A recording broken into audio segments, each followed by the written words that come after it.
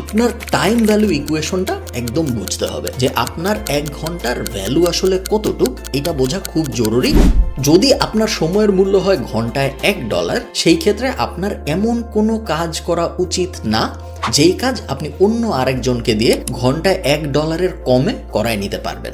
শখ বাদে আপনার প্রত্যেকটা কাজের ক্ষেত্রে খুব কেয়ারফুলি হিসাব করতে হবে যে যেই কাজটা আমি করতেছি আমার যে টাইম ভ্যালু আছে ওই ভ্যালুর উপরে উঠতেছে এটা নাকি নিচে নামতেছে। যদি নিচে নামে তাহলে আমার ওটা অন্য কাউকে দিয়ে ডেলিগেট করে ফেলতে হবে। যদি উপরে ওঠে শুধুমাত্র তখনই আমি আমার ওই কাজটা করব, কারণ এটা যদি উপরে ওঠার পর আমি অন্য কাউকে হায়ার করি তাহলে আসলে আমার লস হবে। আমি যে একটা কাজ করব ভাবতেছি, এই কাজটা করতে আমার যদি $110 খরচ হয় এবং যদি আমি কাউকে হায়ার করি এবং আমার নিজের টাইমের ভ্যালু যদি আমার মনে হয় $100, তাহলে ওই কাজটা যদি আমি নিজে করি তাহলে আসলে আমার $10 বাঁচতেছে। এই ইকুয়েশনটা না কেউ কখনো করে না, এই ইকুয়েশনটা আমাদের কখনো ছোটবেলায় পড়তে বলাও হয় না, বাংলাদেশে কেউ ফাইন্যান্সের বইটাও পড়ে না। তো এই টাইম ভ্যালু ইকুয়েশনের ব্যাপারটা আমরা অনেকেই জানি না।